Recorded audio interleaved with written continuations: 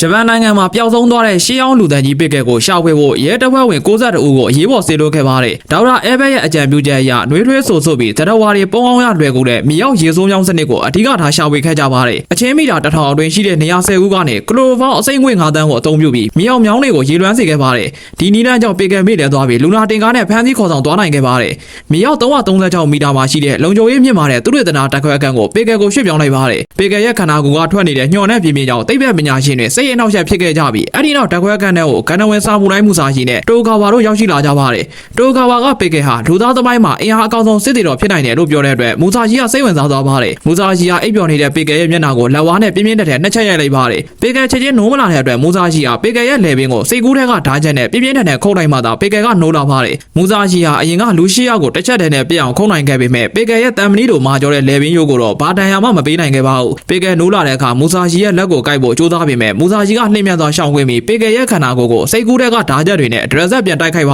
ယ်။ပစ်ကက်ရဲ့ကြော်သားတိတ်ကြီးစားကအရန်ကောင်းမွန်တဲ့အတွက်ဓာတ်ချက်တွေကအရေးပြားတဲ့နက်နဲ့ချိုင်ဝင်သွားပေမဲ့မပြတ်ပဲအမဲဆက်တန်ရာတွေသာထင်ကျန်ခဲ့ပါတယ်။တိုက်ခိုက်မှုအတွင်းပစ်ကက်ဟာငကိုယ်တုံးကဒိုင်နိုဆောတွေနဲ့တိုက်ခိုက်ခဲ့တဲ့အတိတ်ကိုပြန်သတိရသွားပါတယ်။ပစ်ကက်ဟာအရင်ကဒိုင်နိုကူရဲလို့ခေါ်တဲ့ရက်ဆက်ပြီးအလွန်သွက်လက်တဲ့ဒိုင်နိုဆောတစ်ကောင်နဲ့တိုက်ခိုက်ခဲ့မှုပါတယ်။အဲ့ဒီဒိုင်နိုဆောဟာသူ့ထက်တန်မာတဲ့ပြိုင်ဘက်တွေကိုပဲရွေးချယ်တိုက်ခိုက်တဲ့အလေးထားရှိပါတယ်။ပစ်ကက်ဟာအခုမျက်မှောက်ခင်မှာမူစာဂျီကိုကြည့်ပြီးအတိတ်ကဒိုင်နိုဆောနဲ့တူတယ်လို့ခန်းစားရပါတယ်။မူစာဂျီကလည်းပြိုင်ဘက်ကောင်းတဲ့တွေ့တဲ့အတွက်တိုက်ပွဲကိုအရှိန်မြင့်ဖို့ပြင်ဆင်ပေမဲ့ဒေါက်တာအဲဘက်ကကလိုနီနီးပညာနဲ့ပြန်လည်မွေးဖွားလာတဲ့မူစာဂျီနဲ့ကြောက်စားလာတဲ့ကတူးပေါ်ရရှိတဲ့ပစ်ကက်တို့လိုတန်ဖိုးရှိတဲ့တမိုင်းဝင်ပုဂ္ဂိုလ်နဲ့ပျက်စီးသွားမှစိုးရိမ်တဲ့အတွက်တိုက်ပွဲကိုတားဆီးပါတယ်။လူကြီးမင်းတိုကာဝါကတော့သိပ္ပံပညာရှင်တွေရဲ့တားဆီးမှုကိုစိတ်ပြက်ပြီးဒါဟာရာစုနှစ်ရဲ့အကောင်းဆုံးတိုက်ပွဲဖြစ်တဲ့အတွက်ဆက်လက်ကြည့်ရှုကျင်နေပါတယ်။ဒေါက်တာအဲဘက်ဟာတိုက်ပွဲကိုရပ်တန့်ဖို့အတွက်ဝတ်ထားတဲ့တနက်ကိုထုတ်ပြီးချိန်ချောက်ခဲ့ပါတယ်။ဒါပေမဲ့မူစာဂျီဟာလှင်မြန်တဲ့တုတ်ပြန်မှုနဲ့ဒေါက်တာအဲဘက်ရဲ့လက်ကောက်ဝက်ကိုရိုက်ချိုးပြီးတနက်ကိုလူယူခဲ့ပါတယ်။မူစာဂျီဟာကြောက်စရာကောင်းတဲ့စိတ်သက်ပိုင်းဆိုင်ရာဖိအားကိုထုတ်လုပ်လိုက်တဲ့အတွက်ဒေါက်တာအဲဘက်ဟာသူ့ခန္ဓာကိုယ်တစ်ခုလုံးအပိုင်းပိုင်းခုတ်ထဲခံလိုက်ရပြီးခေါင်းပြတ်သွားသလိုမျိုးစိတ်ကူးထဲကနာကျင်မှုကိုပြင်းထန်စွာခံစားရပြီးလဲကျသွားပါတယ်။မူစာဂျီဟာလူယူထားတဲ့တနက်ကိုစူးစမ်းပြီးအခန်းထဲကိုရန်တပ်ပစ်ခဲ့ပါတော့တယ်။တနက်ဟာဓမြောင်ထက်3လွယ်ကိုပြီးအစွမ်းထက်လို့မူစာဂျီကသဘောကျပါတယ်။အခုအခါမှာတားဆီးမဲ့သူမရှိတော့တဲ့အတွက်မူစာဂျီဟာပေကယ်ရဲ့တိုက်ခိုက်လို့စိတ်နှိုးကြလာအောင်သူ့ရဲ့အသားကအရသာရှိတယ်လို့ပြောပြီးရန်စားခဲ့ပါတယ်။ပေကယ်ဟာမူစာဂျီကိုအပြင်းထန်ပြန်လည်တိုက်ခိုက်ခဲ့ပြီးမူစာဂျီကရှောင်ခွင့်ပြီးဓာတ်ချက်တွေနဲ့ပြန်ခုတ်ပေမဲ့ပေကယ်ရဲ့မာကျော်တဲ့အယိုးတွေကိုတော့မဖောက်နိုင်ခဲ့ပါဘူး။မူစာဂျီဟာပေကယ်ရဲ့နောက်ကွယ်မှာအစားအစာတွေနဲ့ချီးမွမ်းတန်တွေပြန့်လွင့်နေတဲ့စွမ်းအင်ရောင်ဝါကိုမြင်တွေ့ရပြီးပေကယ်ဟာတမိုင်းဝင်ကဏ္ဍဝင်တရဝါတကောင်ဖြစ်မှန်သိရှိသွားပါတယ်။ပေကယ်ဟာသားရဲတကောင်တို့လေးဘက်ထောက်အနေထားနဲ့မူစာဂျီကိုနယံစီကိုပြစ်တိုက်လိုက်ပါတယ်။အဲဒီနောက်2ယောက်စလုံးလက်ချင်းချိတ်ပြီးခွန်အားချင်းပြန်ကြပါတယ်။ဒိုင်နိုဆောတွေကိုဖန်ချုပ်ခဲ့တဲ့ပေကယ်ရဲ့လက်အင်အားနဲ့ဝါးပင်တွေကိုလက်ပလာနဲ့ရိုက်ချိုးနိုင်တဲ့မူစာဂျီတို့ရဲ့လက်အင်အားအတူညီနေပါတ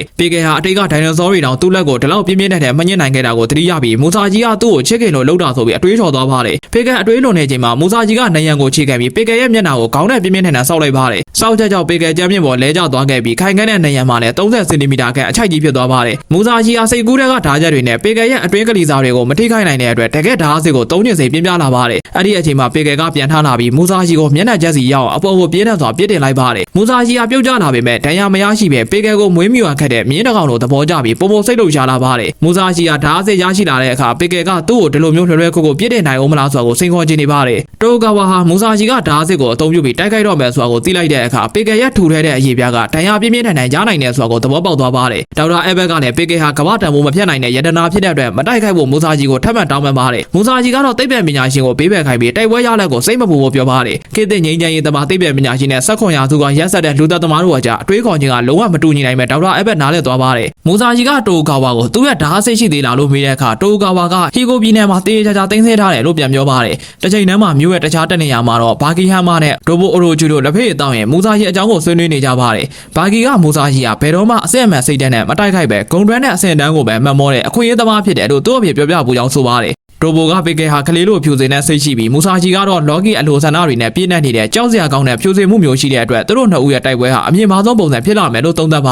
တယ်။မကြာခင်မှာပဲခါနေဂျီဓာတ်စစ်ဟာမူစာဂျီစီကိုရောက်ရှိလာပါတယ်။မူစာဂျီလမ်းနဲ့မထိရသေးပဲတိန်ကကျိုးဟာအလိုအလျောက်ပြေးသွားပါတယ်။တိုကာဝါဟာဓာတ်ရထမ်းမြမှုကိုစမ်းသပ်ဖို့ဝတ်စုံပြေဝတ်ဆင်ထားတဲ့လူပုံစံရုပ်ထုတွေကိုပြင်ဆင်ပေးထားပါတယ်။ဝတ်စုံတွေထဲမှာစီးပွားရေးဝတ်စုံကြီးကားအင်ကြီးစစ်တပ်ဝတ်စုံနဲ့ဝါးပင်တွေပတ်ထားတဲ့ထာတာမီဖြာလေးရုပ်ထုတွေပါဝင်ပါတယ်။မူစာဂျီဟာဓာတ်ကိုဆွဲထုတ်ပြီးဝါးပင်ရုပ်ထုကိုတိုးယုံနဲ့တင်မဲ့တိုးဘူးတို့လိုလွယ်လွယ်ကူ ကိုဖျက်တော့လိုက်ပါတယ်။အဲ့ဒီနောက်ကြီးကဝစ်စုံနဲ့တခြားရုပ်ထုတွေကိုလည်းလေထဲပစ်တင်ပြီးအပိုက်ပိုက်ပြစ်အောင်အလွန်လင်းများစွာခုတ်ပြပြခဲ့ပါတယ်။မူဆာရှီကတိုဂါဝါရဲ့လေပင်ကိုလည်းစိတ်ကူးတဲ့ကဓာတ်ချက်နဲ့ခုတ်ပြလိုက်တဲ့အတွက်တိုဂါဝါတကူလုံးကြောက်လန့်တုန်ရင်သွားပါတယ်။စိတ်လုံရှားစရာအခြေအနေတွေဖြစ်နေချိန်မှာပဲဝိုင်းရင်တိုက်ခိုက်ရေးသမားမိုတိုပဲရောက်လာပြီးတိုဂါဝါကိုဒီတိုက်ပွဲကိုချက်ချင်းဖျက်သိမ်းပေးဖို့တတိပေးပါတယ်။ပေကဲဟာတန်မာလာမှန်ပေမဲ့မူဆာရှီလက်ထဲဓာတ်စစ်ရောက်သွားတဲ့အခါဘယ်သူမှမရှင်နိုင်တဲ့တပ်ဖြတ်မှုအဆင့်ကိုရောက်ရှိသွားတာဖြစ်လို့ပေကဲတွေမကပဲဘယ်သူမှရှေ့ရမရက်တည်သေးမှုလို့မိုတိုပဲကဆိုပါတယ်။မိုတိုပဲဟာရှေးအောင်စိတ်မြေပြင်နီးဗျူဟာတွေကိုတက်မြောက်ထားသူဖြစ်ပြီးမူဆာရှီကိုတားဆီးဖို့တောင်းဟာသူ့အပေါ်မှာရှိတယ်လို့ခံယူထားပါတယ်။ညဘက်မှာမူဆာရှီကမြင်မာတဲ့မိုးမြော့တိုက်ကြီးကိုကြည့်ပြီးပေကဲရဲ့ခန္ဓာကိုယ်ကြီးအဖြစ်စိတ်ကူးပုံဖော်ပါတယ်။ခန္ဓာကိုယ်ကြီးမားခြင်းဟာဓာတ်သမားရှိမှအားသာချက်မဟုတ်ပဲခေါင်းပြတ်သွားတဲ့အခါခန္ဓာကိုယ်အလေးချိန်ကြောင့်ပိုပြီးပျက်စီးလွယ်တယ်လို့မူဆာရှီကတွေးတောနေပါတယ်။အဲ့ဒီအချိန်မှာဂါယာဆိုတဲ့စစ်သားဟာမူဆာရှီရဲ့ကြောပြင်ကိုလာရောက်ထိတွေ့ပြီးလောက်ကျန်ဖို့အခွင့်အရေးရခဲ့တယ်လို့ကြွားသွားပါတယ်။ဒါပေမဲ့မူဆာရှီကဂါယာရောက်ကလေးကသိနေခဲ့တာဖြစ်ပြီးဂါယာရဲ့လူသက်လိုတဲ့စိတ်ကိုဖုံးကွယ်မှုကညံ့ပြင်းလို့အနာဂတ်ခွင့်ပေးခဲ့တာဖြစ်ပါတယ်။ဂါယာတနတ်ထုတ်ဖို့ကြိုးစားပေမဲ့မူဆာရှီရဲ့စိတ်ကူးထားချက်ကြောင့်လက်ကောက်ဝစ်သက်မှတ်ချက်ကြော်သားတွေပြတ်တောက်သွားသလိုခံစားရပြီးအာရင်ချိနဲ့သွားပါတယ်။ဂါယာဟာမူဆာရှီရဲ့ကြောက်စရာကောင်းတဲ့ဖိအားကြောင့်လမ်းမပေါ်မှာသွေးထွက်လွန်ပြီးတေဆုံးသွားနိုင်တယ်လို့ခံစားရပါတယ်။ဂါယာဟာအရင်ကအထူးတပ်ဖွဲ့ဝင်တွေကြေးစားစစ်သားတွေနဲ့ရင်ဆိုင်မှုပေမဲ့မူဆာရှီလိုဒန်နာရီပုတ်ကိုမျိုးနဲ့တခါမှမကြုံဘူးမဟုတ်ဘူး။ဂါယာဟာ9မီတာအကွာဝေးကနေတနအီ60ကီလိုမီတာအရှိန်မြင့်နဲ့တိုက်ခိုက်ရေးတစ်မြောင်နဲ့ပြစ်ပေါက်လိုက်ပေမဲ့မူဆာရှီကလက်ပဓာနဲ့ဖမ်းပြလိုက်ပါတယ်။ဂါယာနားတိုးလာတဲ့အခါမူဆာရှီရဲ့စိတ်ကူးကတဆင်သူ့ခန္ဓာကိုလေးပိုင်းပြတ်သွားတဲ့မြင်ကွင်းကိုကွင်းကွက်ကွက်မြင်မဲ့ပြီးကြောက်လန့်သွားပါတယ်။မူဆာရှီကဓာမပါဘဲနဲ့တပ်ဖြတ်နိုင်စွမ်းရှိမဲ့ဂါယာနားလဲသွားပါတယ်။ဂါယာကပေကယ်နဲ့ပြန်ရင်တော့ဓာစစ်လို့မလားလို့မေးတဲ့အခါမူဆာရှီကပေကယ်ဟာဓာဆိုတာဘာမှမသိသလိုမီယာမိုတိုမူဆာရှီဆိုတဲ့အမည်ကိုလည်းနားလဲမှာမဟုတ်ဘူးလို့ပြောပါတယ်။အဲ့ဒီလိုရှေးအောင်တပ်တော်ဝါမျိုးကိုနားလဲအောင်လုပ်နိုင်မဲ့တခုတည်းသောနီလန်ကတော့ဓာနဲ့အသားတဲ့အယိုးတဲ့အထိနဲ့ဆိုင်ဆိုင်ခုတ်ပြတ်ပြီးဓာရဲ့ကြောက်စရာကောင်းမှုကိုလက်တွေ့ပြသပေးဖို့ပဲဖြစ်တယ်လို့မူဆာရှီကဆိုပါတယ်။တိုဂါဝါရဲ့အိမ်မှာတော့ပေကယ်ရှိနေတာ၄ရက်တိုင်ရှိသွားခဲ့ပြီဖြစ်ပါတယ်။ပေကယ်ဟာအစားအစာတလုံးတောင်မစားဘဲနေပါတယ်။တိုဂါဝါဟာပေကယ်အတွက်တန်မိုးကြီးမားလာတဲ့ဒိုင်နိုဆောအသားတွေကိုပြင်ဆင်ပေးခဲ့ပေမဲ့ပေကယ်ကလှည့်တော်မကြည့်ပါဘူး။အဲ့ဒီအချိန်မှာဘာဂီရောက်လာပြီးပေကယ်ကိုတွားရောက်ကြည့်ရှုခဲ့ကဘာဂီပြန်ထွက်လာတဲ့အခါတိုဂါဝါကသူတို့နှစ်ဦးဘာတွေပြောကြလဲလို့စိတ်လှုပ်ရှားစွာမေးမြန်းပါတယ်။ဘာဂီကပေကယ်ဟာလူသားစကားမပြောတတ်တဲ့အတွက်တိုက်ခိုက်လိုတဲ့စိတ်ချင်းပဲဖလှယ်ခဲ့ကြကြောင်းနဲ့ပေကယ်ဟာမူဆာရှီကိုသူ့ရဲ့နောက်ထပ်အစားအစာအဖြစ်တတ်မှတ်လိုက်ပြီးဖြစ်ကြောင်းပြောပြပါတယ်။တိုဂါဝါကပေကယ်အစာငတ်ခံထားလို့အာရင်ချိနေပြီးရှုံးနေသွားမှာကိုစိုးရင်ပါတယ်။ဒါပေမဲ့ဘာဂီကပေကယ်ဟာအသားမစားနိုင်တာမဟုတ်ပဲအလွယ်တကူရတဲ့အစားအစာတွေကိုညှင်းပယ်နေတာဖြစ်တယ်လို့ရှင်းပြပါတ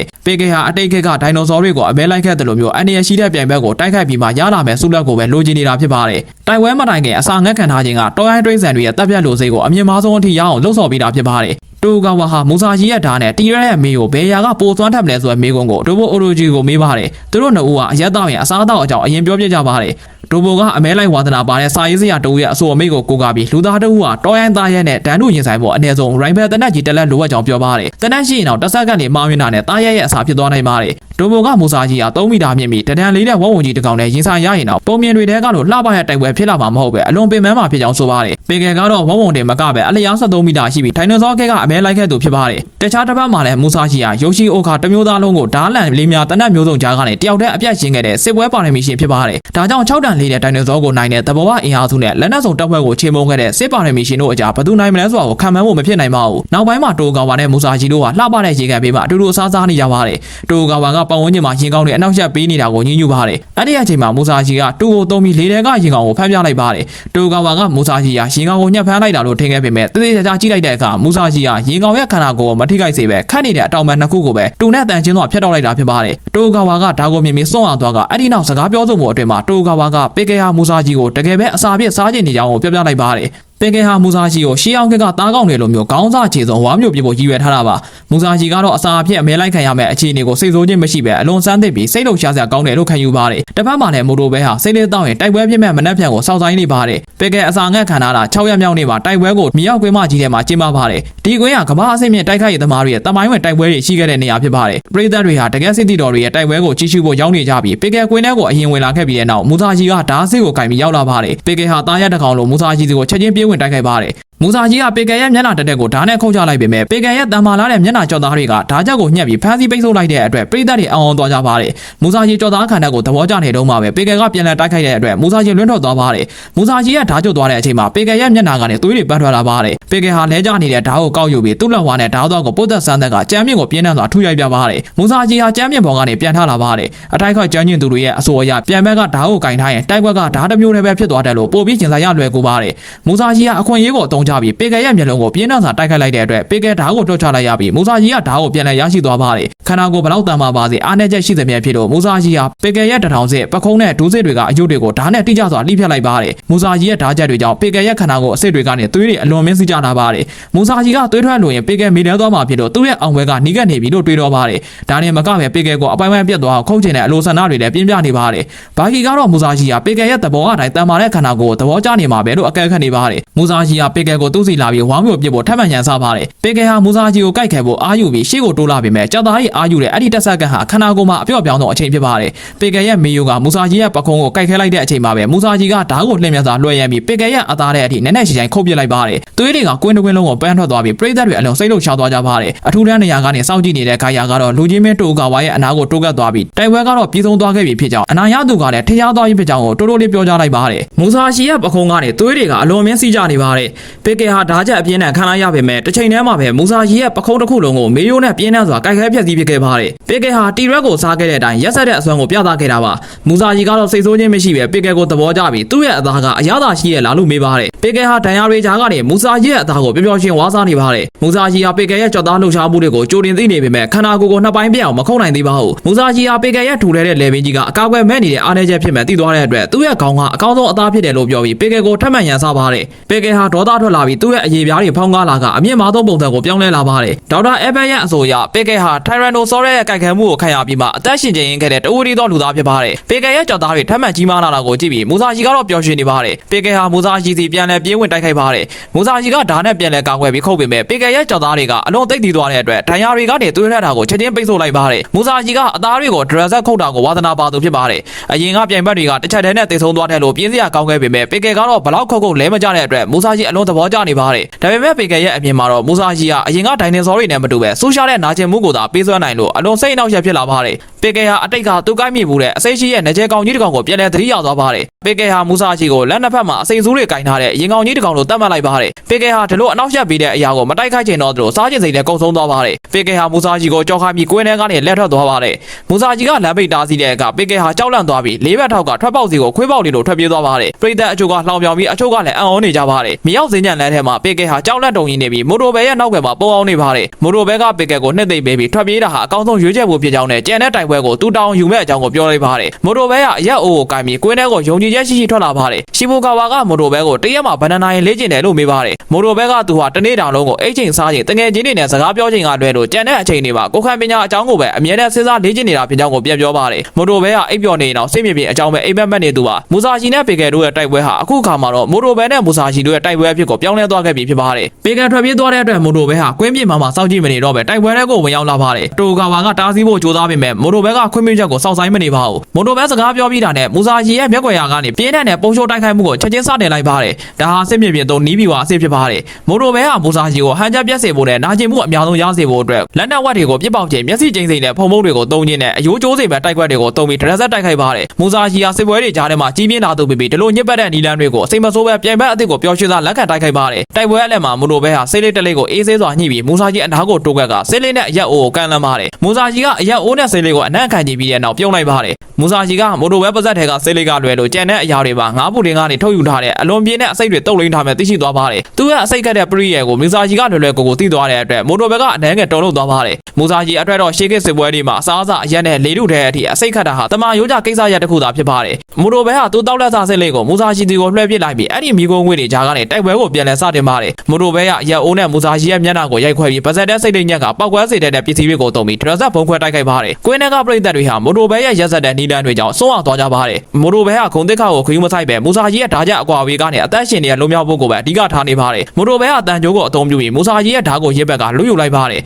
မူဆာရှီကဓာကိုလွယ်လွယ်ကိုလှုပ်ပေးလိုက်တဲ့အတွက်မိုတိုဘဲအံ့ဩသွားပါတယ်ဒါပေမဲ့မူဆာရှီကဒဏ်ရာရသွားတဲ့အယိုးအဆစ်တွေကို36စက္ကန့်အတွင်းမှာပဲမူလအတိုင်းပြန်လည်တက်ဆင်လိုက်ပါတယ်မိုတိုဘဲကသူတို့နဲ့အိုဂျာကအင်အားကွာခြားချက်ကိုသိမြင်သွားပြီးမူဆာရှီရဲ့ဓာကိုမူဆာရှီစီကိုပဲပြန်လည်ပြစ်ပေါက်ပေးလိုက်ပါတယ်မူဆာရှီကဓာကိုလေတန်းမှနဲ့လွယ်လွယ်ကိုဖမ်းပြလိုက်ပြီးအဲ့ဒီနောက်မှာတော့မိုတိုဘဲဟာတအိမ်ကိုလည်းမီကိုဘုံနဲ့တွဲပြီးထပ်မံပြစ်ပေါက်ပါတယ်မူဆာရှီအာရုံပြတ်သွားတဲ့တစ်စက္ကန့်အတွင်းမှာမိုတိုဘဲကတန်ကြိုးနဲ့မူဆာရှီရဲ့မေယိုကိုရိုက်ချလိုက်တဲ့အတွက်မူဆာရှီရဲ့သွားနှချောင်းကျွတ်ထွက်သွားပါတယ်မူဆာရှီကခံစစ်ဖြစ်နေပေမဲ့အလွန်တည်ငြိမ်နေပါတယ်သူဟာသူ့ရဲ့သွေးတွေကိုလက်နဲ့တို့ထိပြီးအရသာခံကြီးကငယ်စဉ်ကကြုံတွေ့ခဲ့မှုတဲ့ကိုဆာရီကာမှာတန်ကြိုးခွေးဓာစရာတအုပ်နဲ့တိုက်ခိုက်ခဲ့တဲ့အတိတ်ကိုပြန်လည်သတိရသွားပါတယ်မိုတိုဘဲကမူဆာရှီကိုဓာလို့ချအောင်ထပ်မံကြိုး စားပေမဲ့မူဆာဂျီကဓာတ်ကိုအေးဆေးစွာကင်ထားပြီးမိုတိုဘဲရဲ့စွမ်းအားကိုရှင်းပြိုင်ကတန်ကြိုးကိုဖျက်တောက်လိုက်ပါတယ်အဒီနောက်မူဆာဂျီကမိုတိုဘဲကိုခန္ဓာကိုယ်ဖြတ်မလားခေါင်းကိုနှက်ချမ်းခွဲမလားလက်မောင်းတွေကိုဖြတ်မလားဆိုပြီးတေဆုံးမဲ့ပုံစံကိုရွေးချယ်ခိုင်းပါတယ်မိုတိုဘဲကတော့တေဆုံးတာဟန်ဆောင်မဲ့နီလန်းကိုပဲရွေးချယ်မယ်လို့ပြန်ပြောပါတယ်မူဆာဂျီကအသက်ရှင်နေတဲ့လူအိုကြီးတဦးဟာဘာလို့အမောင်ထဲမှာမပုံမဲ့ဓာတ်ရှိကိုရောက်လာရတာလဲဆိုတော့နားမလည်နိုင်ဖြစ်နေပါတယ်မိုတိုဘဲကရှေးခေတ်စာမူရိုင်းတွေရဲ့တေချင်းတရားကိုအခြေခံတဲ့အတွေးကိုဟာအရှင်သခင်အတွက်အသက်ပေးရတဲ့ခင်မှာပဲမှန်ကန်ခဲ့ပြီးခေတ်သစ်မှာတော့လူသားတွေဟာအသက်ကိုအလတ်ဟာသက်မစွန့်လို့ပဲကိုယ့်ကိုယ်နဲ့အခြားသူတွေကိုကာဝယ်ဖို့အတွက်အသက်ရှင်ရမှာဖြစ်ကြောင်းရှင်းပြပါတ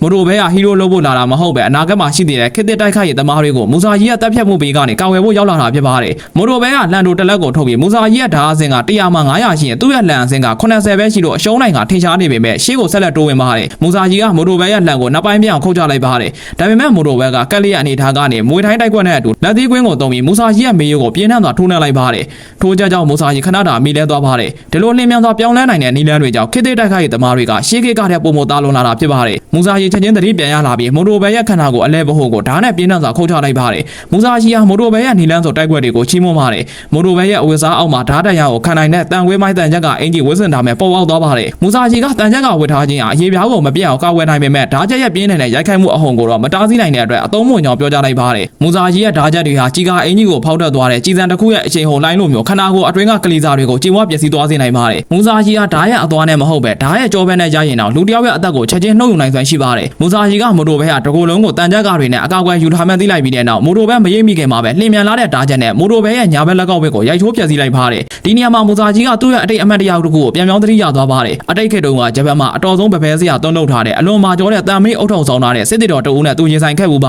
ယ်အဲ့ဒီအုတ်ထုံကဘလောက်ထူးထူးမချိုက်ဝင်ပါဘူးဒါပေမဲ့မူဆာဂျီကအုတ်ထုံကိုနှစ်ချမ်းခွဲဖို့မကြိုးစားပဲဓာတ်ကြောဘက်နဲ့သာပြင်းထန်စွာရိုက်ချလိုက်တဲ့အခါအုတ်ထုံထဲကလူရဲ့အုတ်ကောင်းကအရှိန်ဟုန်ကြောင့်ချက်ချင်းပဲနှစ်ချမ်းခွဲသွားခဲ့ပါတယ်ခေတ်သစ်မှာလည်းမိုတိုဘဲရဲ့တန်ချက်ကဟာမူဆာဂျီရဲ့အယိုးကျိုးဆွေတဲ့ရိုက်ခတ်မှုထံကိုမတားဆီးနိုင်ပါဘူးမူဆာဂျီဟာမိုတိုဘဲရဲ့ခြေထောက်နှစ်ဖက်လုံးကိုလှုပ်ရှားမရအောင်ဓာတ်ချက်နှစ်ချက်နဲ့ဖျက်တောက်လိုက်ပြီးပခုံးကနေရင်ဘက်ထိပြင်းထန်စွာထပ်မံခုတ်ချလိုက်ပါတယ်ဒီမြင်ကွင်းကြောင့်ဘာကီကအလွန်ထိတ်လန့်သွားပြီးဒိုင်လူကြီးကိုပွဲရက်ပေးဖို့အော်ဟစ်တောင်းဆိုပါတော့တယ်မူဆာဂျီကဘာကီဘက်ကိုလှည့်ကြည့်လိုက်တဲ့အာယုံပြတ်သွားတဲ့တစ်စက္ကန့်အတွင်းမှာပဲမိုတိုဘဲဟာသူ့မှာရှိတဲ့အင်အားရှိသမျှသုံးပြီးမူဆာဂျီကိုကြမ်းမြင့်ပေါ်လဲချကဒူးနဲ့ဖိညက်ထားလိုက်ပါတယ်အဲဒီနောက်မူဆာဂျီရဲ့မျက်နှာကိုခေါင်းနဲ့ဒရက်ဆက်တိုက်ဆောက်ပြီးကဘာသုံးအသက်ရှူပိတ်ဆို့တိုက်ပွဲဖြစ်တဲ့လယ်ဘေးကိုညှစ်ပြီးတော့အပိုင်ဖမ်းချုပ်လိုက်ပါတယ်ပရိသတ်တွေအားလုံးဟင်ကနေဖြစ်သွားကြပြီးမိုတိုဘဲသာဒီတိုင်းဆက်ညစ်ထားနိုင်ရင်မူဆာဂျီရဲ့ဓာတ်ပညာဘလောက်တော့အောက်ဆီဂျင်ပြတ်ပြီးမိလဲသွားမှာဖြစ်ပါတယ်မူဆာဂျီကလွန်မြောက်ဖို့အတွက်သူ့ရဲ့တပြောင်နဲ့မိုတိုဘဲရဲ့ပခုံးကိုနက်နက်ရှိုင်ရှိုင်ထိုးစားလိုက်ပေမဲ့မိုတိုဘဲကတော့အန်ကျိတ်ပြီးလုံးဝလွတ်မပေးပါဘူးမိုတိုဘဲရဲ့အဆုတ်တစ်ဖက်ကပျက်စီးနေပြီးညှက်ယူကလည်းကျိုးနေပါပြီသူသာလက်လျှော့လိုက်ရင်သူပေးဆက်ခဲ့သမျှအလဟာသဖြစ်သွားမှာပါမိုတိုဘဲဟာသူ့အသက်အတွက်တင်မကပဲခေတ်သစ်ကစစ်တီတော်တွေနဲ့အေဂျင့်နဲ့ခေတ်ကြီးကိုကာဝယ်ဖို့အတွက်တိုက်ခိုက်နေတာဖြစ်ပါတ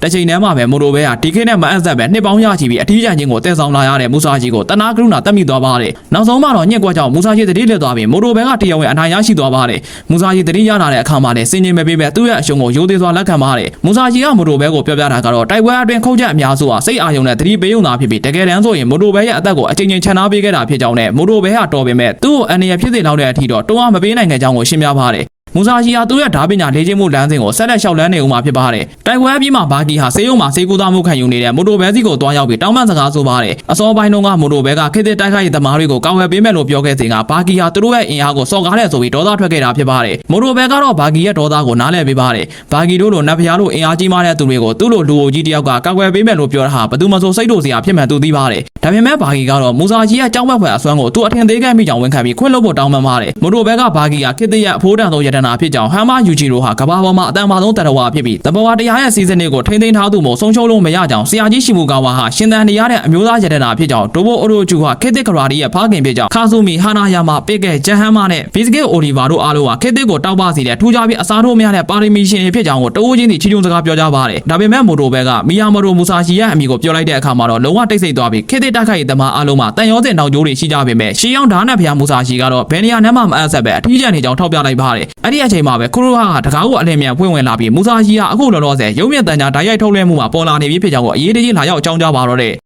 ရုံမြင့်တန်ကြားအစီအစဉ်တင်ဆက်သူဟာအင်တာဗျူးပေါင်းများစွာကိုလှုံ့ဆော်ခဲ့မှုတဲ့ဝါရစ်ပညာရှင်တဦးဖြစ်ပေမဲ့မူဆာဂျီရဲ့ရှေ့မှာတော့ချွေးပြန်ပြီးအလွန်ထိတ်လန့်နေပါတယ်မူဆာဂျီစီကနေထွက်ပေါ်နေတဲ့တားရဲတကောင်လိုကြောက်မက်ဖွယ်စွမ်းရည်လိုင်းတွေကိုသူခံစားနေရလို့ဖြစ်ပါတယ်တင်ဆက်သူဟာမူဆာဂျီရဲ့ကြောက်စရာကောင်းတဲ့ပုံစံကိုချီးမွမ်းပြီးတဲ့နောက်မီယာမတိုမူဆာဂျီဖြစ်ကြောင်းကိုမိတ်ဆက်ပေးခဲ့ပါတယ်ဒါပေမဲ့တင်ဆက်သူဟာမူဆာဂျီကိုသူဟာတကယ်မူဆာဂျီအစစ်ဟုတ်မဟုတ်သက်သေပြဖို့မိုင်မဲစွာတောင်းဆိုလိုက်ပါတယ်မူဆာဂျီကတော့သူ့ကိုလူအိုကြီးတယောက်လိုကြည့်ပြီးဂယုမဆိုင်တဲ့ပုံစံနဲ့သူသာမူဆာဂျီမဟုတ်ရင်ဒီနေရာမှာဘာလို့ထိုင်နေမလဲလို့တွေးတော့ပါတယ်တင်ဆက်သူဟာနှစ်ပေါင်း400 ကျော်ကလူတယောက်ခေတ်သစ်ကိုရောက်လာတာမလို့ပြည်သူတွေတန်တရားဖြစ်တာသဘောအကျကြောင့်ရှင်းပြဖို့ကြိုးစားပါတယ်အဲ့ဒီအချိန်မှာပဲမူဆာကြီးဟာတင်ဆက်သူကိုစိုက်ကြည့်ပြီးရုပ်သံစတူဒီယိုအလဲမှာတဲ့မမြင်ရတဲ့ဓာတ်ချက်နဲ့လင်းမြန်စွာခုတ်ချလိုက်ပါတယ်ဓာတ်စစ်ကိုဆွဲထုတ်ခဲ့ခြင်းမရှိသလိုတင်ဆက်သူရဲ့လေဘေးမှာလည်းဒဏ်ရာတစ်စုံတစ်ရာမရှိပါဘူးဒါပေမဲ့တင်ဆက်သူရဲ့အုံနောက်ထဲမှာတော့သူ့ရဲ့ခေါင်းပြတ်ထွက်ပြီးကြားမြင့်ပေါ်လိမ့်ကျသွားတဲ့စိတ်အာရုံခံစားမှုကအစစ်အမှန်လို့ထင်မြင်သွားခဲ့ပါတယ်ရုပ်သံဝန်ထမ်းအားလုံးအံ့ဩသွားကြပြီးအိမ်ကနေစောင့်ကြည့်နေတဲ့တန်းတဲ့ကြီးရဲ့ပြည်သက်တွေကလည်းမူဆာကြီးရဲ့ခါဘေးမှာတုံခါနေတဲ့မမြင်ရတဲ့ဓာတ်ရိပ်တစ်ခုကိုမြင်လိုက်ရတယ်လို့ဆိုကြပါတယ်ဒါကိုတင်ဆက်သူကမရက်နာပဲမူဆာကြီးကိုလူသက်ရတာသဘောကျလာလို့ထပ်မံမေးမြန်းပါတယ်မူဆာကြီးကလူသက်ချင်းဟာသူ့ရဲ့တသက်တာလုံးလေ့ကျင့်လာခဲ့တဲ့အသက်ဝေဝါကြောင့်အလုပ်သာဖြစ်တယ်လို့အေးဆက်စွာပြောကြားပြီးတဲ့နောက်ပြင်းထန်တဲ့လူသက်ငွေတွေကိုထုတ်လုပ်လိုက်တဲ့အတွက်တင်ဆက်သူဟာဓာတ်ရိုက်ထုတ်လွှင့်မှုမှာနဲ့စိတ်အာရုံကြောင့်မိလဲသွားပါတယ်ဒီဖြစ်ရဟာခေတ်သစ်ရဲတပ်ဖွဲ့အတွက်တော့ဥပဒေအရအေးအေးယူရမယ့်လက္ခဏာဖြစ်လာပါတယ်တင်ဆက်သူဟာစေယုံမှာတတိယလာတဲ့အခါမှာလည်းသူ့ရဲ့ခေါင်းပြတ်သွားပြီးတည်ဆုံးသွားခဲ့ရတယ်လို့ယုံကြည်ကငိုကြွေးနေပါတယ်အစိုးရအဖွဲ့အစည်းတွေကတော့မူဆာကြီးကိုဖမ်းဆီးဖို့ဆုံးဖြတ်လိုက်ပါတယ်လူသက်ချင်းကိုအလုပ်တစ်ခုလိုသတ်မှတ်ထားပြီးရုပ်သံမှာလူတွေကိုမေးလဲအောင်လုပ်နိုင်တဲ့သူကိုဒီတိုင်းလွတ်ထားလို့မရတော့ပါဘူးအဲ့ဒီညမှာပဲရဲရရှိချုပ်ဦးစုမီဦးဆောင်တဲ့လက်နက်ကင်ရဲတပ်ဖွဲ့ဟာတိုကာဝါရဲ့အိမ်ယာကိုရောက်ရှိလာပြီးမူဆာကြီးကိုလွှဲဖို့တောင်းဆိုပါတယ်တိုကာဝါကမူဆာကြီးအားတင်ဆက်သူကိုလက်ဖြားနဲ့မှမထိခဲ့ကြကြောင်းဒေါသတကြီးနဲ့ကာဝယ်ပြောဆိုပါတယ်ရဲတပ်ဖွဲ့ကဖမ်းဆီးဖို့မဟုတ်ပဲစစ်စစ်မင်းမြတ်ဖို့ခေါ်ဆောင်လိုခြင်းဖြစ်ကြောင်းကိုရှင်းပြပါတယ်အဲ့ဒီအချိန်မှာမူဆာကြီးဟာဓာတ်နှစ်လက်ကိုကင်ဆောင်ပြီးအရေးထဲကထွက်လာကသူ့လမ်းကိုပိတ်ဆို့ရင်ခုတ်သက်ပစ်မယ်လို့သတိပေးပါတယ်ကြောက်လန့်သွားတဲ့ဦးစုမီဟာအိမ်ရှိဂိတ်ကနေထွက်ပြေးသွားပြီးမူဆာကြီးကနောက်ကနေအေးဆေးစွာလိုက်ပါသွားပါတယ်တိုကာဝါကမူဆာကြီးကိုအိမ်ထဲမှာပဲနေဖို့နဲ့သူကနိုင်ငံရေးအာဏာသုံးပြီးကာဝယ်ပေးနိုင်အောင်တောင်းပန်ပါတယ်ဒါပေမဲ့မူဆာကြီးကတိုကာဝါရဲ့စေတနာကိုကျေးဇူးတင်ပြီးအိမ်မြေပေါက်ကိုထွက်ခွာဖို့ရွေးချယ်လိုက်ပါတယ်မူဆာကြီးလမ်းမပေါ်ရောက်တာနဲ့ရဲမှုအုပ်စုကမူဆာကြီးကိုစစ်ဆေးဖို့လာခဲ့ဖို့အမိန့်ပေးပါတယ်မူဆာကြီးကညင်းမဲ့ပြီးဖမ်းခြင်းအင်အားသုံးပြီးဖမ်းဖို့ပြောပါတယ်ရဲတပ်ဖွဲ့ကဖမ်းဆီးမှုကိုခုခံရင်နိုင်ငံတော်ကိုစစ်ကြောညာတာနဲ့အတူတူပဲလို့သတိပေးတဲ့အခါမူဆာကြီးကနိုင်ငံတော်အနေနဲ့သူ့ရဲ့ဓာတ်သွားကိုရင်ဆိုင်ဖို့ပြင်ဆင်ပြီးလာလို့ပြန်လည်မေးခွန်းထုတ်ပါတယ်ရဲတပ်ဖွဲ့ဟာအနီးကပ်စနိုက်ပါသမားတွေနဲ့လက်နက်ကင်ရဲတွေကိုနေရာချပြီးမူဆာကြီးဓာတ်ရုပ်ကိုကင်တာနဲ့ပြစ်ခတ်ဖို့ပြင်ဆင်ပါတယ်ဒါပေမဲ့မူဆာကြီးကဘယ်သူမှမရိပ်မိခင်မှာပဲရဲတပ်ဖွဲ့ရဲ့တနက်နဲ့လက်ကိုနှစ်ပိုင်းပြန်ခုတ်ချလိုက်ပါတယ်ရဲမှုအုပ်စုကမူဆာကြီးလှုပ်ရှားတာနဲ့ခြေထောက်ကိုပစ်ဖို့အရေးပေါ်အမိန့်ပေးပါတယ်လက်နက်ကင်ရဲ6ဦးကမူဆာကြီးကိုအနီးကပ်ဝိုင်းရံထားပေမဲ့မူဆာကြီးကဓာတ်ကိုသုံးစရာမလိုပဲသူ့ရဲ့ကိုယ်ခံပညာအစွမ်းသက်နဲ့ရဲတပ်ဖွဲ့ဝင်အားလုံးကိုကြမ်းမြင့်ပေါ်လဲကျသွားအောင်ခြေမုံလိုက်ပါတယ်ရဲမှုအုပ်စုကအဲ့ဒီအချိန်မှာသူ့ရဲ့ခေါင်းပြတ်ထွက်သွားသလိုခံစားခဲ့ရကြောင်းကိုတက်တည်ထွက်ဆိုပါတယ်မူဆာကြီးကဓာတ်အစစ်ကိုသုံးဖို့အချိန်မတန်သေးလို့ဒိန်ထဲမှာပဲထားကြီးခဲ့တာဖြစ်ပါတယ်ရဲတပ်ဖွဲ့ဝင်တွေဟာကြောက်လန့်နေပေမဲ့သူတို့ရဲ့တာဝန်အရမူဆာကြီးကိုထပ်မံဝိုင်းရံကြပါတယ်ဒါပေမဲ့ရလက်ကတော့အရင်အတိုင်းပဲမူဆာကြီးရဲ့ချိန်မုံချင်းကိုခံလိုက်ရပါတယ်ရဲမှုအုပ်စုကအံ့ဩရတာကတော့ရဲတပ်ဖွဲ့ဝင်တွေအများကြီးဝိုင်းဝန်းတိုက်ခိုက်ကြပေမဲ့မူဆာကြီးရဲ့လှည့်မြန်တဲ့ဟန်ချက်ပြောင်းလဲမှုနီးပြီးွားကြောင်းရဲတပ်ဖွဲ့ဝင်အချင်းချင်းလမ်းပိတ်ဆို့မိပြီးတယောက်ချင်းစီခွဲထုတ်ကအနိုင်ယူခြင်းခံလိုက်ရတာဖြစ်ပါတယ်နောက်တနေ့မနက်မှာမူဆာကြီးဟာရဲတပ်ဖွဲ့ကိုတိုက်ခိုက်ပြီးတဲလွန်စားမရှိပျောက်ဆုံးသွားကြောင်းသတင်းတွေတနိုင်ငံလုံးကိုပြန့်နှံ့သွားပါတယ်မီဒီယာတွေကလည်းမူဆာကြီးဟာဘယ်ကိုဥတီနေလဲသူဟာလူသားလားဒါမှမဟုတ်တာရဲတိရစ္ဆာန်လားဆိုပြီးဒရဇတ်မေကွန်းထုတ်ဝေဖန်နေကြပါတော့တယ်မူရိုဘဲရဲ့စကားတွေကိုပြန်လည်ကြားရောက်ရင်ခေတ္တရအတန်မာဆုံးစစ်တဲ့ဘာဂီဟာအစာပိုင်းကလေးကသူလုံးဝသတိမထားမိခဲ့တဲ့အရေးကြီးတဲ့အမှန်တရားတစ်ခုကိုစတင်သိမြင်လာပါတယ်သူတို့ရဲ့ပတ်ဝန်းကျင်ကဆက်ဆံရေးတွေအပေါ်မှာပဲမိခိုရှင်သန်ကြရတယ်ဆိုတာပါပဲ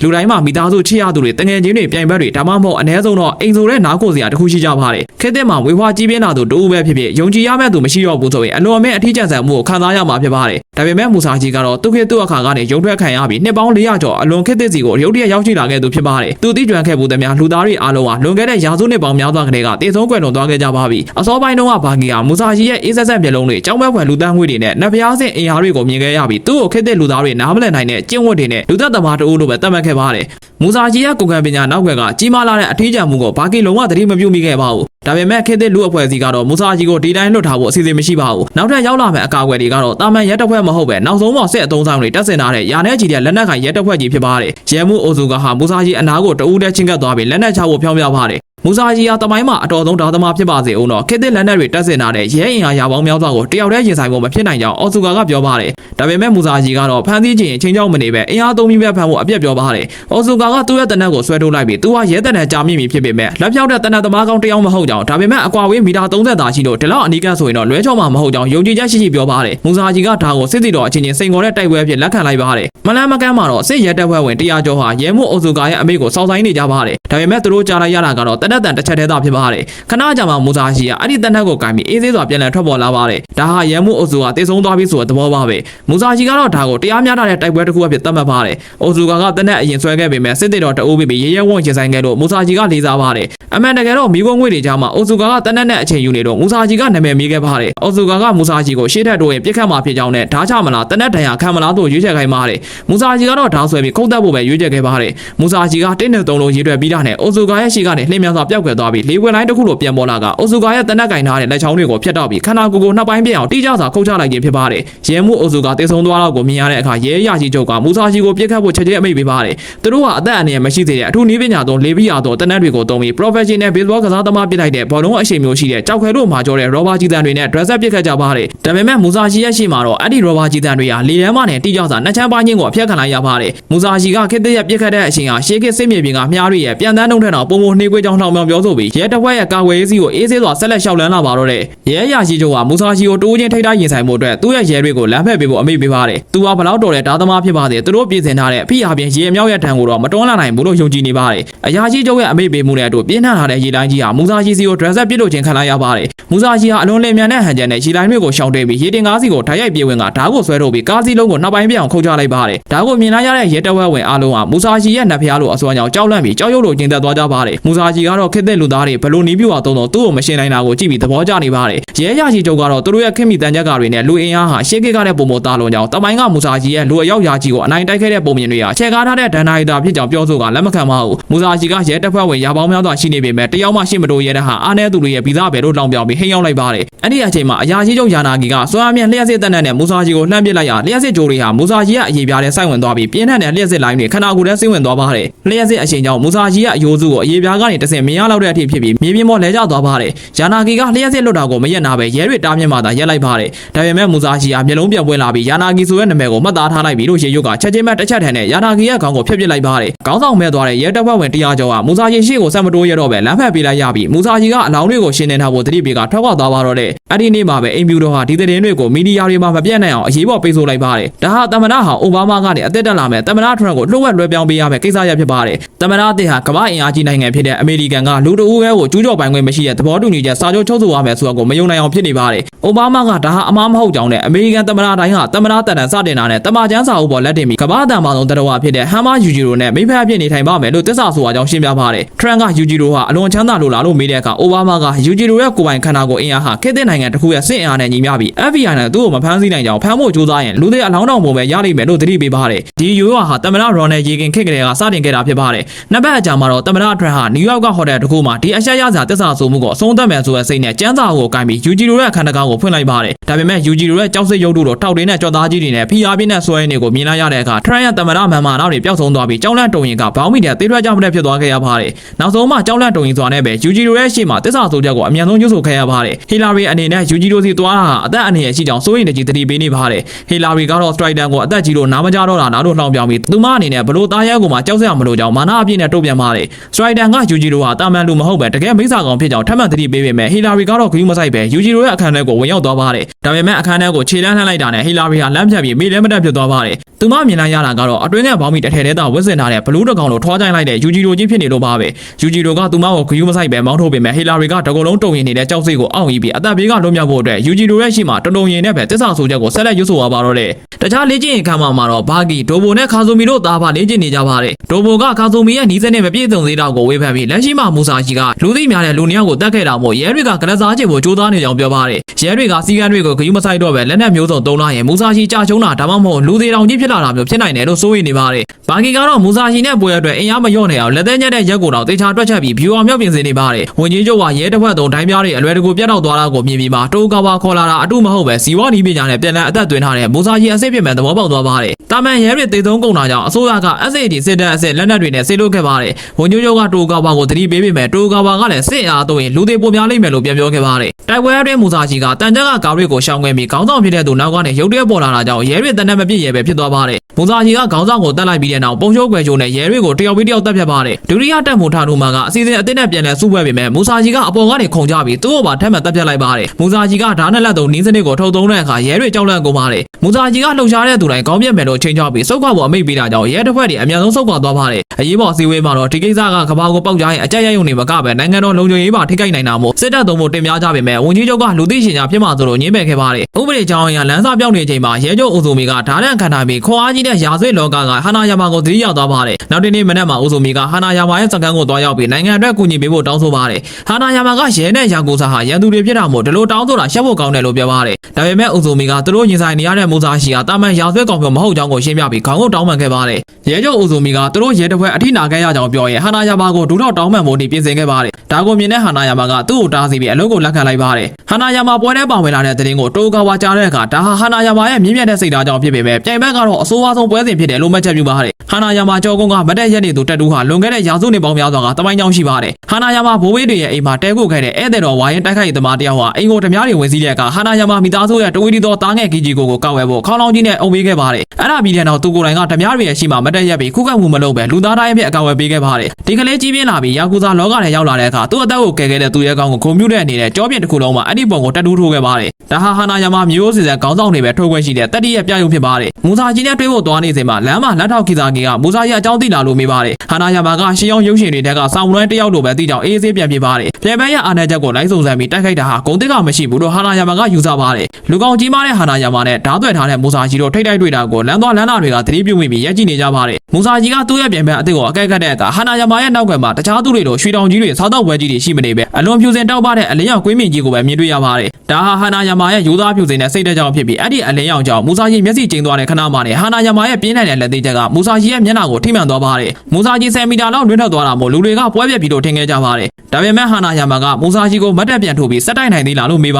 တယ်မူစာကြီးကလက်သေးချက်ကပေါ့သေးသေးပဲလို့ပြောတာကြောင့်ဟာနာယာမာကနောက်တစ်ချက်ထပ်တိုးပါတယ်ဒီတစ်ချိန်မှာတော့မူစာကြီးရဲ့ဓာတ်ကဟာနာယာမာရဲ့လက်ထက်ကိုနက်နက်ချင်ချင်ဝင်သွားပြီမဲ့ဟာနာယာမာကဂရုမစိုက်ပဲဆက်ထိုးတာကြောင့်မူစာကြီးရဲ့အယိုးတွေအကွဲသွားပါတယ်ပြင်းထန်တဲ့စိတ်ဓာတ်ကြောင့်မူစာကြီးကခဏနာဖို့တောင်းဆိုပြီးသူ့ကို10 မီတာလောက်လွင့်အောင်ထိုးနိုင်တဲ့လူကောင်ကြီးရဲ့နာမည်ကိုမေးပါတယ်ဟာနာယာမာကနှုတ်ဆက်တဲ့အနေနဲ့မျက်နှာကိုထိုးပြီးတော့တောင်းပန်ပြီးသူ့နာမည်ကဟာနာယာမာဖြစ်ကြောင်းမိတ်ဆက်ပါတယ်မူစာကြီးအပေါ်ရန်ကျိုးမရှိပေမဲ့ရဲတဝက်ရဲ့ကျေးဇူးကိုဆက်ချင်လို့ရင်ဆိုင်ရတာဖြစ်ကြောင်းရှင်းပြပါတယ်ဟာနာယာမာကနောက်တစ်ချိန်ထပ်မံထိုးနေတဲ့အခါမူစာကြီးကရှောင်ကွင်းပြီးဟာနာယာမာရဲ့ကြောပြင်ကိုဓာတ်နဲ့အပြင်းနဲ့ခုတ်လိုက်ပါတယ်မူစာကြီးကသူ့တက်တန်းတက်လျှောက်ခန္ဓာကိုယ်မျိုးမျိုးကိုခုတ်ပူးခဲ့ပေမဲ့အခုလိုမျိုးတန်မဏိလိုမာကြောတဲ့ခန္ဓာကိုယ်မျိုးကိုပထမဆုံးကြုံဘူးတာဖြစ်ပါတယ်ဟာနာယာမာကသူ့လက်ထဲမှာစိုက်ဝင်နေတဲ့မူစာကြီးရဲ့ဓာတ်ကိုကိုယ်တိုင်ပြန်ထုတ်ပြီးမူစာကြီးစီကိုပြန်ပစ်ပေးပါတယ်မူစာကြီးကလည်းမြန်ဆန်တဲ့အချိန်နဲ့ဖမ်းယူလိုက်ကဘေးကကြည့်နေတဲ့ရဲချုပ်အုပ်စုမီကစိုးရိမ်ပူပန်နေပေမဲ့ဟာနာယာမာကိုကျေးဇူးတင်နေမိပါတယ်မူစာကြီးကဟာနာယာမာရဲ့ခွန်အားကိုသိသွားတာမို့အထိမခံတော့ပဲရှောင်ကွင်းပြီးဟာနာယာမာခန္ဓာကိုယ်ကိုဓာတ်နဲ့တိတိကျကျဇက်တိုက်ခုတ်ပါတယ်တရားတွေအများကြီးရလာတဲ့အခါဟာနာယာမာကနာကျင်တော့ညီးထွားတဲ့ထွက်လာပါတယ်မူစာကြီးရဲ့ဓာတ်ချက်မိတဲ့သူတွေကချက်ချင်းသိဆုံးလေးရှိတာမို့အခုလိုနာကျင်မှုကိုအောက်အေးပြီးမတက်ရက်နိုင်တာဟာနာယာမာရဲ့ထူးခြားတဲ့ခန္ဓာရည်ကြောင့်ဖြစ်မဲ့မူစာကြီးကဒေသသွားပါတယ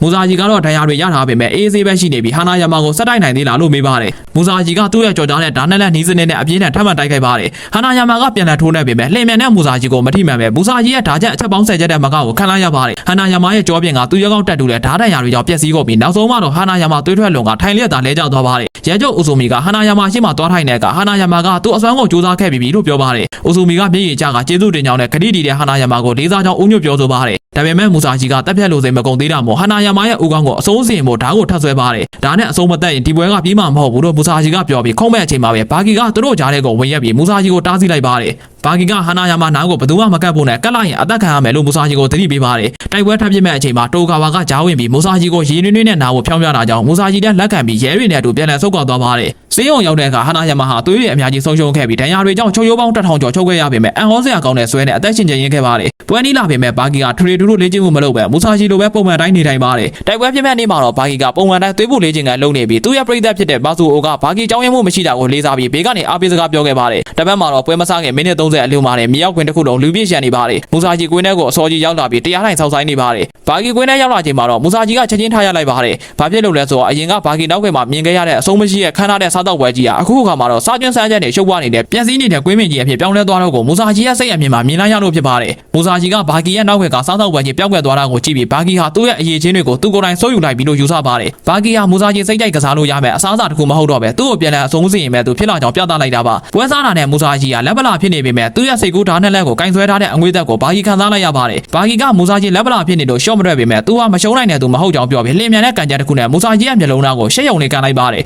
ဒါပေမဲ့မူစာကြီးရဲ့စိတ်ကူးဓာတ်ချက်တန်ကြောင့်ဘာဂီဟန်ချက်ပြက်လဲကျသွားပြီးမူစာကြီးရဲ့မျက်နှာကိုတန်နှင်းချင်းခံလိုက်ရပါတယ်စကားပြောပြီးတာနဲ့မူစာကြီးကအတန်ထက်မြန်တဲ့နှုံနီးပါနဲ့ဘာဂီကိုပြေးဝင်တိုက်ခိုက်ပါတယ်ဒါပေမဲ့အဲ့ဒီစက္ကန့်အချိန်လေးအတွင်းမှာပဲဘာဂီကသူ့ရဲ့နာမည်ကျော်ပိုးဟွက်ပြေးကွက်နဲ့အချိန်ကုန်ပြင်းသွားပျောက်ကွယ်သွားပြီးမူစာကြီးကိုကွင်းမြင့်ပေါ်လဲကျသွားတိုက်ခိုက်လိုက်ပါတယ်ပရိသတ်တွေကတစ်ချက်ပဲထိုးလိုက်တယ်ထင်ပေမဲ့ကျွမ်းကျင်တဲ့တိုက်ခိုက်သမားတွေကတော့ဘာဂီကမူစာကြီးရဲ့မျက်နှာရီညွန်းနဲ့ကွာဂျာတို့ကိုတုံးချက်စိတ်ပြီးတပြိုင်နက်တည်းထိုးလိုက်တာကိုမြင်လိုက်ရပါတယ်ဘာဂီဟာသူ့ရဲ့လက်ကောက်ဝင်းနဲ့လက်မောင်းကိုရှော့ချထားပြီးကြာဖို့လို့လှည့်မြန်လုံးတဲ့တိုက်ပွဲကိုတုံးခဲ့တာကြောင့်မူစာကြီးအနေနဲ့ဒူးထောက်ပြီးခံလိုက်ရတာဖြစ်ပါတယ်ဘာဂီကနောက်ထပ် က်ကန်ချက်တစ်ခုထပ်ကျွေးပေမဲ့အလိုက်တင်ဖြစ်သွားတဲ့မူဆာကြီးကအသာလေးရှောင်ပြီးတံမြန်ကန်ချက်နဲ့ပြန်တိုက်ခိုက်ပါတယ်။အဲ့ဒီအချိန်မှာမူဆာကြီးရဲ့လက်တွေဟာဓာတ်မပါပေမဲ့စိတ်ကူးဓာတ်တွေနဲ့ပိုပြီးလက်တွေဆန်လာတာကိုဘာဂီမြင်လိုက်ရပါတယ်။ဘာဂီရှေ့တို့တိုက်ခိုက်ပေမဲ့မူဆာကြီးရဲ့စိတ်ကူးဓာတ်ကသူ့ရဲ့ level နဲ့ရောက်နေတာကိုသိလိုက်ရပါတယ်။ဘာဂီကမူဆာကြီးကိုဒီနဲ့တဲ့ဓာတ်ပညာအတွေးခေါ်တွေကိုနောင်ဘွားမှာပဲယူသွားတော့လို့ပြောပြီးဓာတ်စစ်တက်လက်နဲ့လှမ်းကုန်ပါတယ်။မူဆာကြီးကထုံးစံတိုင်းဓာတ်ကိုအလွယ်တကူဖမ်းကျုပ်လိုက်ပေမဲ့ဒါဟာဘာဂီချိုတင်ပြင်ဆင်ထားတဲ့လှည့်ဝက်ဖြစ်ပါတယ်။မူဆာကြီးဓာတ်ကိုအာယုံဆိုင်နေတဲ့အချိန်မှာပဲကွင်းထဲကိုတိုကာဝါရဲ့အမားဖြစ်သူနက်ကတော့ကြီးစာပူကိုရုတ်တရက်ပြေးဝင်လာပြီးမူဆာကြီးကိုအတင်းဆွဲနှမ်းလိုက်တာကြောင့်ကွင်းထဲကလူတွေအကုန်ပါဇက်အဟောင်းသားဖြစ်သွားကြပါတယ်။အဲ့ဒီလိုနှမ်းလိုက်တဲ့အချိန်မှာမူဆာကြီးမျက်လုံးလန့်ပြီးတတိလစ်သွားပါတယ်။စာပူကိုကခန္ဓာမန္တာတွေရွတ်ဆိုပြီးမူဆာကြီးရဲ့ခန္ဓာကိုယ်ထဲကရှေးအောင်ဝိညာဉ်ကိုသူ့ပါဇက်ကနေအငွေ့အဖြစ်ပြန်လည်ဆုပ်ထုတ်ကနောင်ဘွားတမန်လုံးကိုငြိမ်းချမ်းစွာပြန်လည်ဆေးလွတ်လိုက်ပါတယ်။အပြင်ကစောင့်ကြည့်နေတဲ့ရဲတပ်ဖွဲ့တွေကလည်းမူဆာကြီးတကယ်ကိုအပြီးတိုင်သေဆုံးသွားပြီဖြစ်ကြောင်းကိုသတင်းပို့ပါတယ်။မူဆာကြီးရဲ့ဝိညာဉ်ဟာကလုံးခန္ဓာကိုယ်ထဲကနေလုံးဝထွက်ခွာသွားခဲ့ပါပြီ။ဘာဂီကစာပူကိုကျေးဇူးတင်စကားပြောတဲ့အခါစာပူကတော့ဒီမူဆာကြီးရဲ့ဝိညာဉ်ကိုအောက်လန်းနီးနဲ့ခေါ်ယူခဲ့ပြီးကဘာကြီးကိုရေရုပ်တဲ့ဖြစ်အောင်လုံးမိတဲ့သူဟာစာမူရိုင်းကြီးကိုမြင်ကျင်တဲ့သူ့ရဲ့သိကျင်စိတ်ကိုမထိန်နိုင်ခဲ့လို့အခုလိုဒုက္ခရောက်ခဲ့ရတာဖြစ်ကြောင်းဝမ်းနဲ့စွာနဲ့ဝန်ခံစကားပြောကြားခဲ့ပါတော့တယ်။ဘာဂီရဲ့ဘာဂီ2အစီအစဉ်တွေရောက်ဒီမှာပြီးဆုံးသွားခဲ့ပါပြီ။နောက် animation အသစ်တစ်ပုဒ်နဲ့တူတူပြန်လာခဲ့ပါမယ်။အဆုံးထိကြည့်ရှုအားပေးခဲ့တဲ့အတွက်အားလုံးကိုကျေးဇူးတင်ပါတယ်။